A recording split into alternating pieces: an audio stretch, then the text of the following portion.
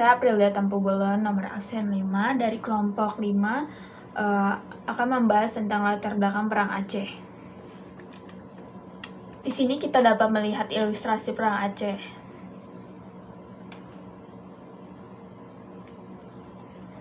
Untuk rangkuman kejadian, Perang Aceh adalah pertempuran antara Kesultanan Aceh melawan Belanda yang berlangsung antara 1873 sampai 1904. Pertempuran ini merupakan bagian dari serangkaian konflik yang timbul karena ambisi Belanda untuk menguasai Nusantara.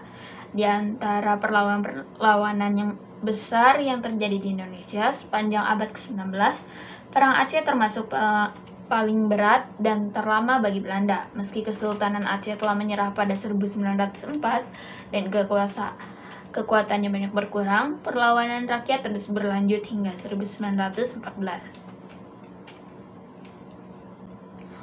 Penjelasan dari latar belakang Perang Aceh sendiri adalah karena keinginan Belanda untuk menguasai Aceh yang kedudukannya semakin penting baik dari segi strategi perang maupun jalur perdagangan sejak terusan Suez dibuka pada 1869.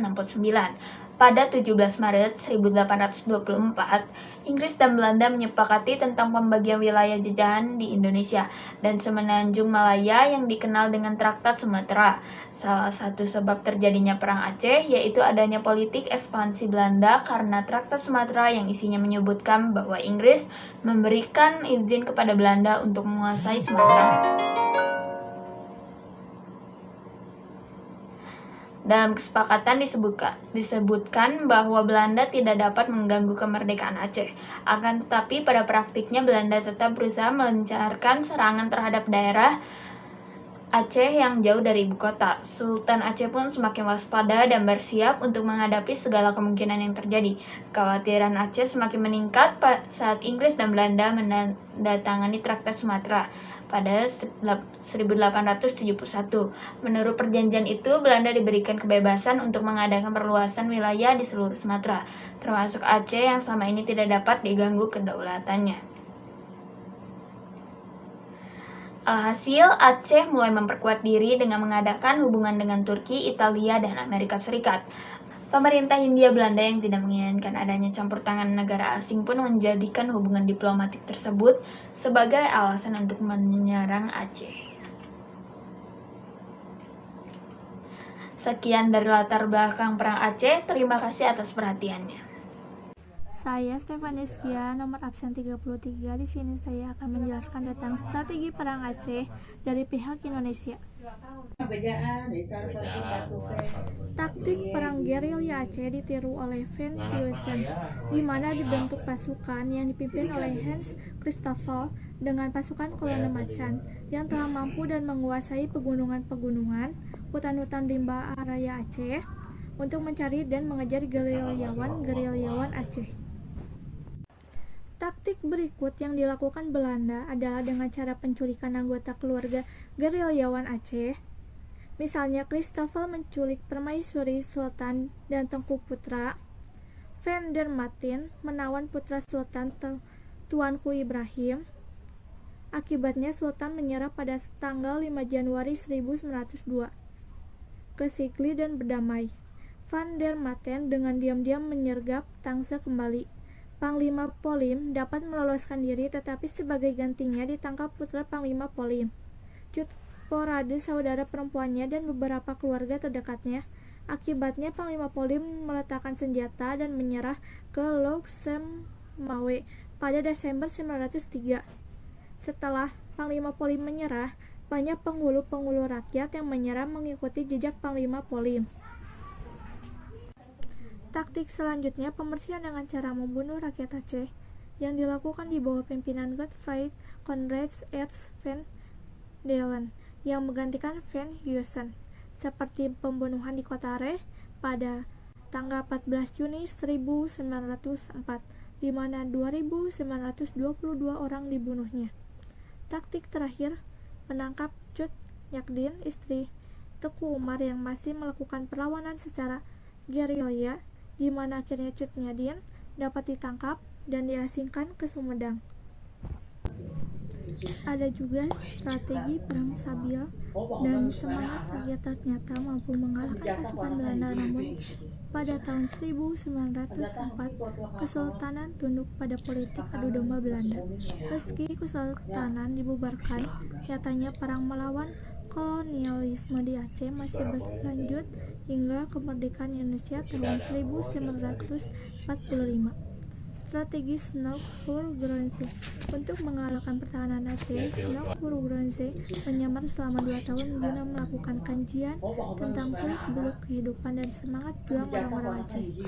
Dari penelitiannya, Voortgeronsje yang memakai nama samaran Abdul Ghaffar menyimpulkan bahwa kekuatan Aceh terletak pada peran para ulama. Penemuannya ini dijadikan dasar untuk membuat siasat perang yang baru, termasuk dalam pembentukan Korps Marechaussee, yang yakni pasukan yang terdiri dari orang-orang Indonesia yang berada di bawah pimpinan ofisir-ofisir Belanda. Dengan pasukan ini, Belanda berhasil mematahkan serangan gerilya rakyat Aceh pada tahun 1899. Teku Umar gugur dalam pertempuran di Meulaboh. Assalamualaikum warahmatullahi wabarakatuh. Nama saya Kartika Febrianda dari kelas 11 IPA 7. Saya berasal dari kelompok 5 tentang perang Aceh. Saya akan mempresentasikan bagian bagaimana strategi pihak kolonial di saat perang Aceh berlangsung. Strategi kolonial Belanda di saat perang Aceh. Belanda harus menghadapi kenyataan bahwa persiapan perang rakyat Aceh begitu matang. Bagian pantai utara dan timur yang biasa menjadi tempat masuk kapal-kapal ke wilayah tersebut dijaga dengan sangat baik. Begitu pula jalur darat di daerah selatan dan pantai barat yang tidak kalah ketat penjagaannya dari pasukan kerajaan Aceh. Demi bisa menghancurkan pertahanan rakyat di daerah-daerah tersebut, Belanda menggunakan 2 cara, yaitu pertama, menghancurkan perkampungan dan pelabuhan dengan tembakan meriam dari kapal-kapal perang mereka, dan yang kedua adalah mengangkat orang-orang yang mudah diperalat untuk menjalankan siasat pecah belah. Mengenai cara yang kedua, para penjajah ini telah menjalankan selama bertahun-tahun hal tersebut sebelum dimulainya Perang Aceh pertama. Salah satunya adalah melalui Sultan Mahmud dari Kesultanan Delhi. Ia yang bersedia menandatangani perjanjian politik dengan Belanda pada 22 Agustus 1862 menjadi jalan bagi Belanda untuk melancarkan rencananya. Delhi menjadi batu loncatan bagi mereka untuk menguasai daerah-daerah di sekitar pusat kerajaan Aceh. Dari wilayah milik Sultan Delhi tersebut, Belanda berhasil melebarkan kekuasaannya ke daerah Asahan dan Pulau Kampai. Berikutnya adalah Perang Sabil. Penobatan Sultan Alauddin Muhammad Daud Shah pada tahun 1884 menjadi babak baru dalam Perang Aceh.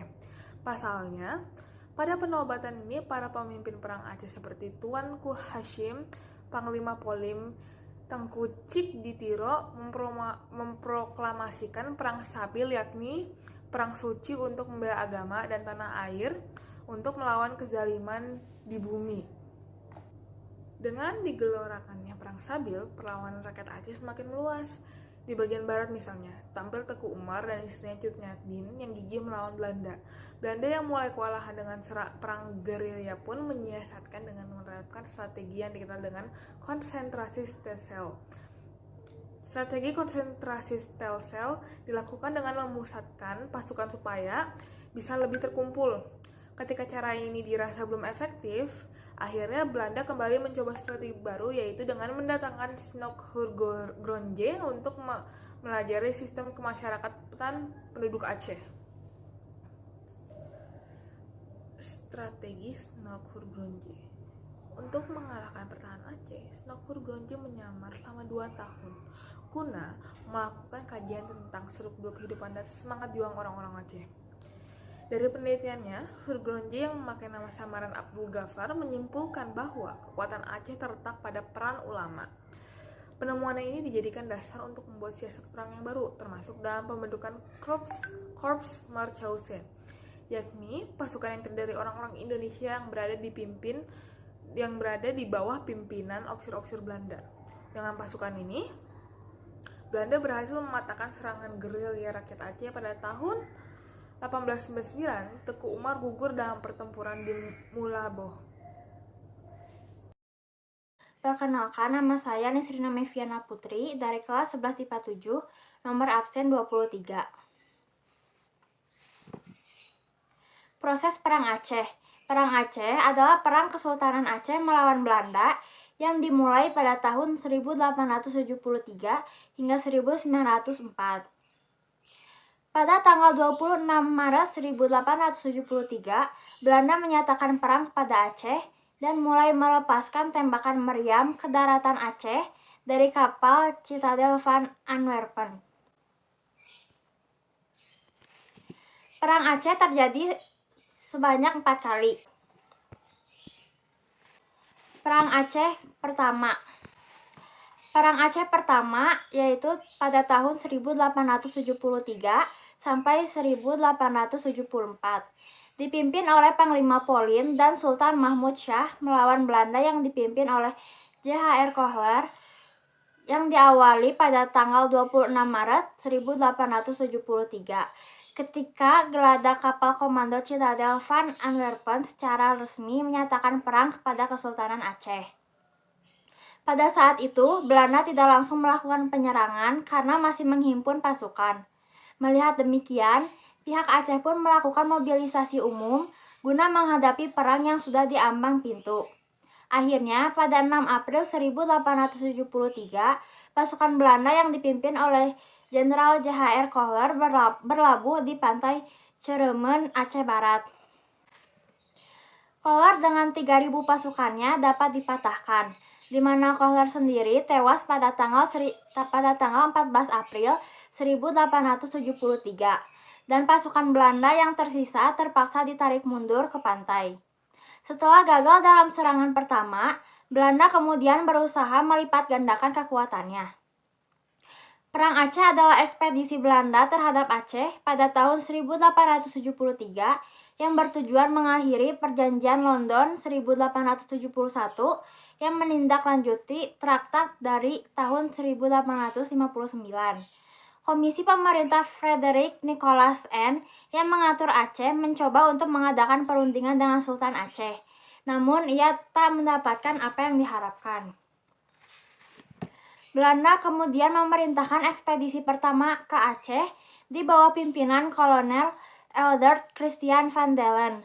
Setelah kematian Jenderal J.H.R. Kohler, Belanda juga melakukan agresi kedua pada 9 Desember 1873 di bawah pimpinan Jan van Swieten. Dalam serangan ini, Belanda berhasil membakar Masjid Raya Baitur Rahman dan menduduki kerajaan Sultan. Jatuhnya Masjid Raya Baitur Rahman dan Keraton Sultan membuat Belanda berani menyatakan bahwa Aceh telah menjadi daerah kekuasaannya. Perang Aceh Kedua. Perang Aceh Kedua dari tahun 1874 sampai 1880 berada di bawah Jenderal Jan van Swieten. Belanda berhasil menduduki Keraton Sultan pada 26 Januari 1874 dan dijadikan sebagai pusat pertahanan Belanda. Pada 31 Januari 1874, Jenderal Jan van Swieten mengumumkan bahwa seluruh kawasan Aceh menjadi bagian dari kerajaan Belanda. Perang Aceh Kedua diumumkan oleh KNIL terhadap Aceh pada tanggal 20 November 1873 sesudah kegagalan serangan pertama. Setelah Banda Aceh ditinggalkan, Belanda bergerak pada bulan Januari 1874 karena berpikir mereka telah menang perang. Mereka mengumumkan bahwa Kesultanan Aceh dibubarkan dan dianeksasi. Namun, masih ada serangan yang dilancarkan oleh pihak Aceh. Sultan Mahmud Shah dan pengikutnya menarik diri ke bukit, dan Sultan meninggal di sana akibat kolera. Pihak Aceh mengumumkan bahwa cucu muda Tuanku Ibrahim yang bernama Tuanku Daud Shah sebagai Sultan Ibrahim Mansur Shah yang berkuasa dari tahun 1874 sampai 1903. Saya Aditya Daniel akan menjelaskan tentang lanjutan dari proses Perang Aceh, yakni adalah Perang Aceh III dan Perang Aceh IV. Berikut adalah tokoh-tokoh dari Perang Aceh. Tokoh yang berasal dari Aceh yakni Panglima Polim, Sultan Mahmud Syah, Tuanku Muhammad Daud, Teku Umar, Teku Cikditiro, Cut Nyadin, dan Pocut Baren. Berikut adalah tokoh dari Belanda yakni J.H.R. Kohler, Jan van Swieten, dan Snoek Hurgronje. Perang Aceh III yang dimulai dari 1881 hingga 1896. Masih dengan semangat jihad fisabilillah, para pejuang Aceh seperti Teku Umar, Cikditiro, Panglima Polim, dan Cut Nyadin berhasil mobilisasi rakyat Aceh untuk melakukan perang gerilya melawan Belanda. Alhasil, Belanda semakin kewalahan dengan taktik dan semangat perang dari rakyat Aceh. Pada 1891, Christian Snoek Hurgronje yang merupakan ahli bahasa Arab dan Islam yang juga penasihat untuk urusan adat dari pemerintah kolonial datang ke Aceh. Sebagai orang yang paham tentang Islam, ia mendekati para ulama. Perang Snoek Hurgronje menjadikan pasukan Belanda lebih terbantu karena ia menggunakan siasat menyerang dari dalam yang nantinya membuahkan hasil gemilang.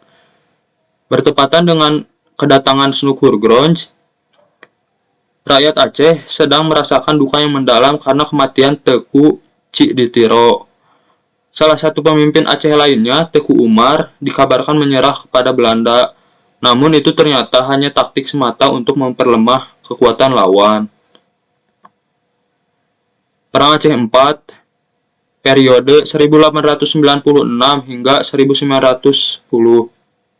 Ketiadaan Teku Umar tidak membuat semangat rakyat Aceh pada menghadapi Belanda. Dipimpin Cut Nyadin, istri Teku Umar, dengan dibantu oleh pejuang wanita bernama Pocut Baren, rakyat Aceh terus melakukan perlawanan.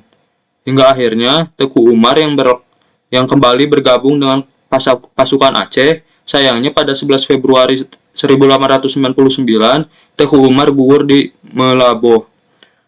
Perjuangan pun kembali dilanjutkan oleh Cut Nyadin bersama Pocut Baren.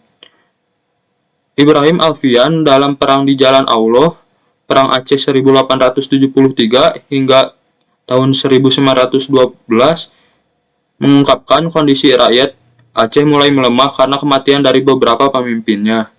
Terlebih, strategi merusak dari dalam yang dijalankan Snoek Hurgronje juga berjalan dengan mulus dan semakin memperlemah pasukan dan rakyat Aceh.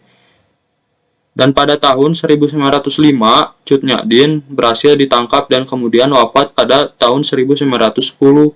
Kematian Cut Nyadin pun menjadi penanda berakhirnya Perang Aceh. Assalamualaikum warahmatullahi wabarakatuh. Hari ini kita akan bahas akhir Perang Aceh. Setelah kematian beberapa pemimpin pejuang Aceh, rakyat Aceh semakin melemah sepeninggal Teku Umar dan Teku Cikditiro. Perjuangan rakyat Aceh kemudian dipimpin oleh Cut Nyadin bersama dengan Pocut Baren. Strategi Belanda kembali berhasil dengan melemahkan rakyat Aceh dari dalam yang dilakukan oleh Snoek Hurgronje. Perjuangan rakyat Aceh terhenti yang disebabkan nakal dan pengasingan Cut Nyadin oleh bangsa Belanda.